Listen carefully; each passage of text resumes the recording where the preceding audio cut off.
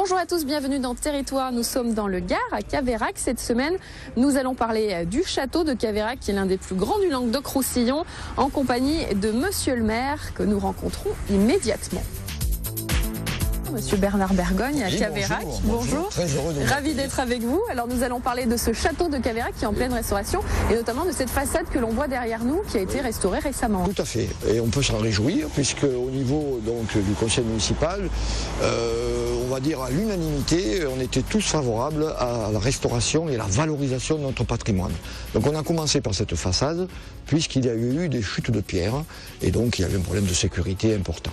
Voilà, donc ça a été l'une des étapes vraiment primordiales. Voilà.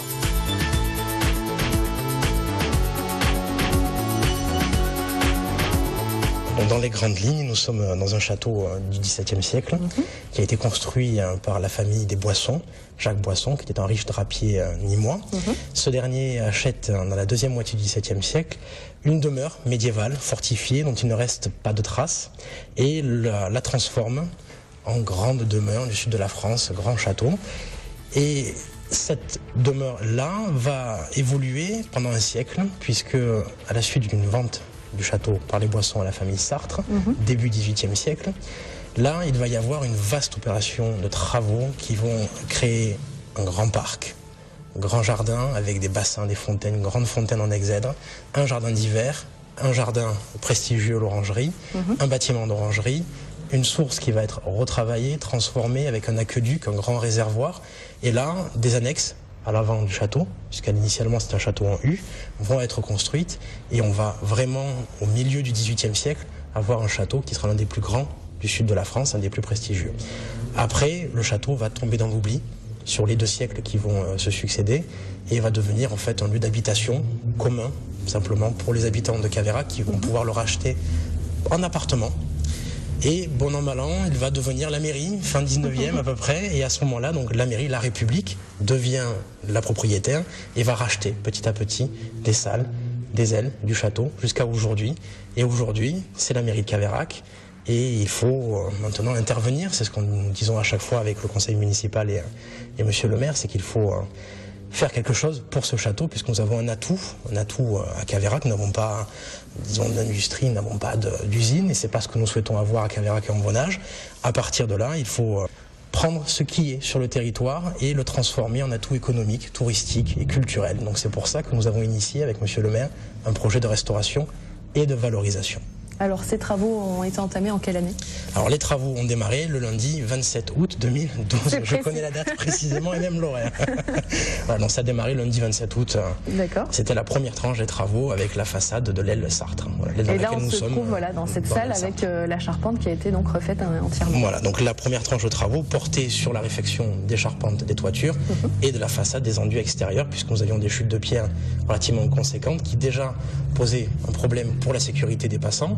Et puis surtout la façade en elle-même se dégradait de manière considérable et on risquait un effondrement qui est encore existant de l'autre côté de l'aile, où là la façade se désolidarise complètement du reste du bâtiment, donc il fallait intervenir. Et alors ces travaux vont durer combien de temps? Alors la première tranche est terminée aujourd'hui et nous allons attaquer la deuxième tranche avec le rez-de-chaussée. Nous allons reprendre tout ce qui est encadrement de fenêtres, de portes et les enduits extérieurs. Alors ces salles auront quelle vocation par la suite? Alors pour l'instant, on n'intervient pas à l'intérieur, donc on n'a pas encore vraiment défini quelles seront les utilisations des salles, mais on va s'en servir dans cette aile-là pour pouvoir faire les travaux ailleurs. C'est-à-dire que quand on va attaquer la restauration intérieure, cet espace qui est ici nous servira de lieu transitoire où on pourra y déplacer les bureaux momentanément, le temps d'intervenir pour pouvoir refaire sortir au sol les barres, ce qu'on appelle les barres, ce sont les dalles qui étaient à l'origine au premier étage, et les plafonds à la française qui sont aujourd'hui cachés par des faux plafonds années 90. Donc là, on va petit à petit reprendre tout ça, et cet espace-là nous servira justement de lieu transitoire. Et alors, est-ce que les Caveyracois peuvent venir voir à l'avancée des travaux? Est-ce qu'il y a des oui, tout à fait. Donc le château est était accessible déjà avant, mais nous avons structuré en fait les visites dans le château et mis en place toute une série de visites guidées à thème, aux visites classiques, et ça se fait tout au long de l'année, et puis plus spécialement l'été pour les touristes étrangers également. Donc tout est structuré maintenant, on peut le visiter comme on veut, mais avec un guide, ce qui n'était pas le cas avant.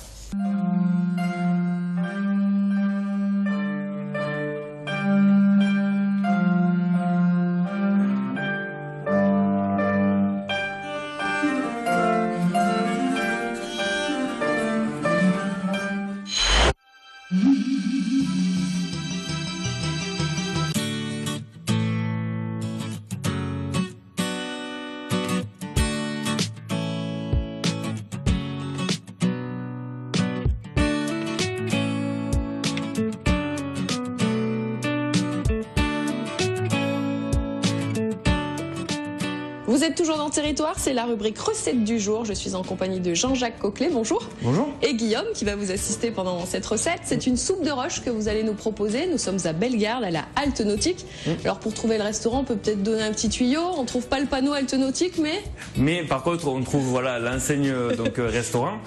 Et le pont d'Arles en fait, qui est marqué sur qui est indiqué sur la façade. Voilà. Alors allons-y, on va peut-être présenter les ingrédients. On voit que vous avez de jolis poissons là qui viennent d'être fraîchement pêchés. Tout à fait, donc un arrivage donc du Gros du Roi, donc sur une soupe donc de rouge et une soupe de roche. Là on a à peu près 4 kg de poissons. Combien de variétés de poissons alors? On est à peu près sur 8 variétés de poissons, donc qui partent de la rascasse au rouget gondrin, vieille, et un petit peu tous les petits poissons de roche qu'on va trouver.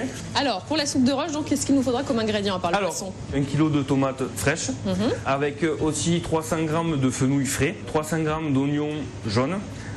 On va partir aussi après sur du céleri branche, donc à peu près 200 g de céleri branche. Du persil ou des queues de persil, voilà à peu près 2 petits bouquets. Un bouquet garni, donc qui se compose bien sûr de thym et de laurier. On va partir sur aussi après 2 écorces donc d'orange non traitées. Après on a donc un piment de Cayenne, du safran bien sûr, de l'huile d'olive aussi, un concentré de tomates, de l'ail donc dégermé, du cognac parce qu'on va flamber un petit peu au cognac, un peu de poivre en graines tout simplement, de la badiane et du piment d'Espelette. Et bien sûr, là, moi, j'ai fait un fumé de poisson et un vin blanc sec. Voilà. Et bien, allons-y, messieurs, au travail. On y va. Alors là, pour 4 kilos, on aura 4 litres de soupe à peu près. Voilà, à peu près environ. Ce qu'on va faire, c'est qu'on va faire d'abord revenir la garniture, qui se compose du fenouil et de l'oignon. Et on va faire donc revenir un petit peu tous ces ingrédients, on va juste les faire cuire. Donc on fait revenir les oignons et ensuite le fenouil. Le fenouil. Alors ça fait à peu près 8 mois que vous êtes installé à Bellegarde? Ouais, tout à fait, à partir du 1er mai. Donc c'est tout récent? Tout récent, voilà, tout fraîchement arrivé. Là on va rajouter donc le céleri branche. Voilà, une fois que l'oignon est un petit peu cuit. On remue tout ça. Voilà, on remue, on fait bien suer. Donc on fait juste perdre l'eau de végétation en fait des légumes. Donc on va rajouter donc l'ail dégermé. Donc, on le met comme ça entier, il n'y a pas de souci. Voilà, ça va. entier, parce qu'après on passe au moulin de toute façon. Voilà. Autant pas s'embêter à couper. Hein? Tout à fait. Et voilà, les poissons sont tout beaux, tout. Voilà, la soupe rouge et la soupe donc de roche. Voilà. Ils ont des jolies couleurs, dites donc, c'est quoi ça? C'est une petite vieille. Bon, c'est pas une grand-mère. Hein. Voilà, tout à fait. Elle est bien belle en tout cas. Voilà, quand on travaille des produits frais aussi, on a souvent aussi un résultat de qualité. Donc, une fois que nos légumes en fait sont bien sués, on va donc plonger tout simplement tous nos poissons à l'intérieur donc de la soupe. Tous d'un coup? Voilà, tous d'un coup. On va juste les remuer un petit peu. Pas de trop parce que c'est vrai que c'est assez fragile. Comme on dit, la définition de la bouillabaisse ou de la soupe, c'est que la bouillabaisse, c'est quand ça bout, on baisse. On va mettre les queues de persil ainsi que le bouquet garni, donc thym, laurier, tout simplement. Toujours rajouter un petit peu d'huile d'olive pour éviter un petit peu que ça accroche sur le fond. On remue le tout. Un petit peu pour juste que l'huile s'imprègne bien. Là, je vais juste monter un petit peu le feu parce qu'on va déglacer au cognac. Déglacer au cognac, ça apporte aussi du corps à la soupe. On va rajouter un petit peu de vin blanc pour le continuer à mouiller. Un petit vin blanc sec. Voilà, donc à peu près 2 bons verres. On va refaire partir un petit peu le feu. Là, après, par la suite, on va rajouter donc le concentré de tomate. Voilà. Je mets quand même à peu près 100 g de concentré de tomate. Il faut que la tomate soit bien présente dans la soupe. Là, on va rajouter une badiane, pas plus parce que sinon ça anise vraiment trop. Une dizaine de petits poivres noirs. On commence à mettre tout ce qui peut donner, tout ce qui s'infuse un petit peu lorsqu'il y a un peu de liquide. On va rajouter les tomates fraîches. Voilà. Donc 1 kg de tomates fraîches pour à peu près 4 kg de poisson. Important pour la soupe, la règle c'est de mouiller à hauteur. On va partir donc sur le fumé de poisson. Alors, le fumé, c'est Guillaume qui l'a fait ce matin? C'est un travail d'équipe, la cuisine. Hein. Ah, on fait rien tout seul. Parfait. Alors, je vérifie, c'est bien à hauteur, impeccable. Voilà, vous avez vu? Bravo. Voilà, on va remettre un petit coup de gaz. Voilà, pour que ça prenne un petit peu un petit frémissement. Surtout éviter les grosses un petit peu ébullitions. Il faut vraiment que ça cuise et que ça infuse vraiment doucement. Le dernier ingrédient que l'on va mettre, c'est le safran? Non. Non, même pas. J'ai pas suivi. L'écorce d'orange. Ah, voilà. L'écorce d'orange qui va permettre d'infuser un petit peu. Donc là, voilà, on va partir donc sur 3 écorces d'orange non traitées et on va laisser tout simplement s'infuser doucement. Et donc là, on va laisser cuire à peu près une petite vingtaine de minutes. Je la couvre jamais et ça permet donc de faire réduire un petit peu et de continuer à cuire. Et voilà, donc d'ici une vingtaine de minutes, tout simplement, on va la retirer. La passer tout simplement au moulin à légumes. Souvent je la refais un petit peu chauffer pour la réassaisonner. Et au dernier moment, surtout au dernier moment quand on a fini de la passer, là on va partir sur les épices fines comme le safran, comme le piment d'Espelette, le piment de Cayenne. D'accord, et ça sera la toute fin. Voilà, toute fin pour que vraiment les arômes de ces épices là soient au maximum quoi, de leur senteur. Quand on commence à voir que ça bout, on baisse. Bouillabaisse. Bouillabaisse, voilà. Là, on va la passer au moulin, voilà la bête. Pour permettre d'extraire le maximum donc, de goût et de matière. Voilà. Allons-y alors. Allez, on y va. Hop. Voilà. Donc là, on voit bien que tous les produits sont bien cuits. Du coup, le moulin, ça permet de garder les saveurs. On mouline assez gros finalement. Tout à fait, voilà, tout à fait. Surtout pas de mixeur à ce moment-là de la recette. On le fera un petit peu après pour permettre de finir de lier la soupe. Là, on va le passer à la force du poignet un petit peu. Et c'est parti. Voilà.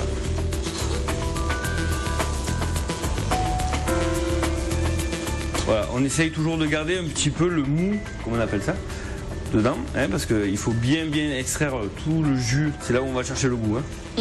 Et on tourne et on tourne. Voilà. Tournicoti, tournicoton. Pas besoin d'aller à la salle de sport. Bien retirer le laurier donc. Voilà, le laurier et le thym aussi. Voilà, et le thym. Et voilà, c'est ce qui permet d'éviter d'avoir les petites brindilles dans la soupe. Voilà, quand on les voit, on les retire tout simplement. On va un petit peu goûter quand même, hein. Bien les morceaux de poisson qu'on a. Voilà, on va juste goûter un petit peu pour voir un peu l'assaisonnement, l'assaisonnement où on en est. Là, on va rectifier l'assaisonnement. On va mixer un petit peu la soupe. Voilà, on prend la girafe. La girafe. Bon, on peut très bien mettre. Alors attention aux éclaboussures. Voilà.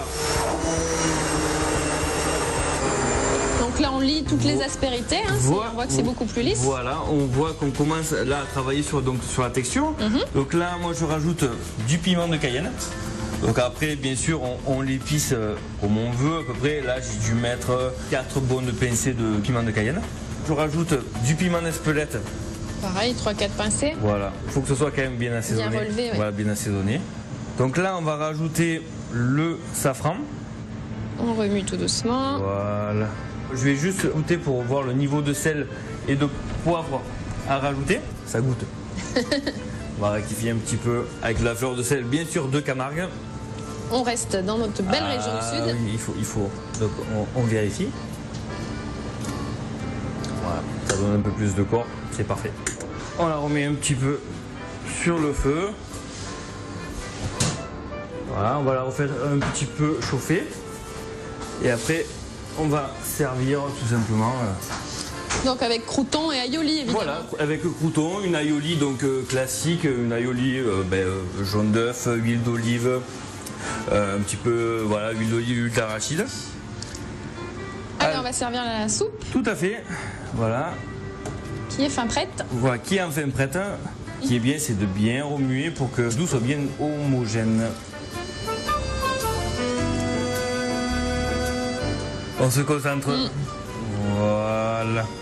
On va juste essuyer un petit peu le bord d'assiette. En petite décoration, tout simplement, vraiment hyper simple pour le contraste de la couleur. La petite tête de persil qu'on peut mettre juste ici.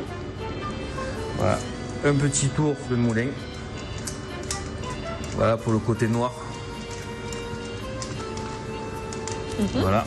Et tout simplement, voilà, pour emmener, on a une petite cloche qui permet donc de garder tout simplement la soupe Au chaud. au chaud. Bon, on va servir. Allez, on y Allez. va. C'est parti. C'est parti. L'historique de la halte nautique, c'est un petit peu la halte des personnes qui tractaient donc les péniches à l'époque à chevaux, donc qui s'arrêtaient pour faire une halte.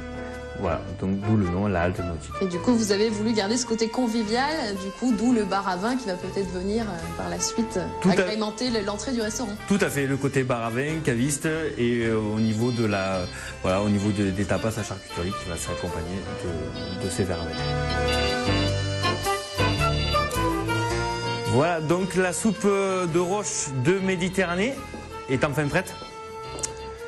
Donc on va l'accompagner avec donc sa petite aioli au citron et quelques croûtons et un peu d'ail. Et surtout bien sûr, bon appétit!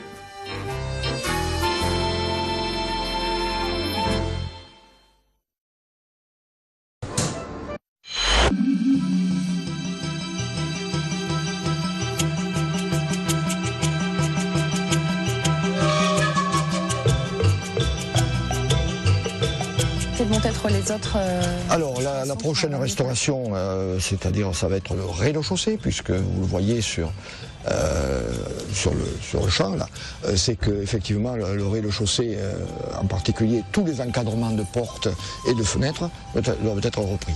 Alors, nous sommes ici au rez-de-chaussée du château, dans la cour d'honneur. Nous sommes devant l'entrée, ce qu'on appelle aujourd'hui l'entrée des médecins, du cabinet des médecins.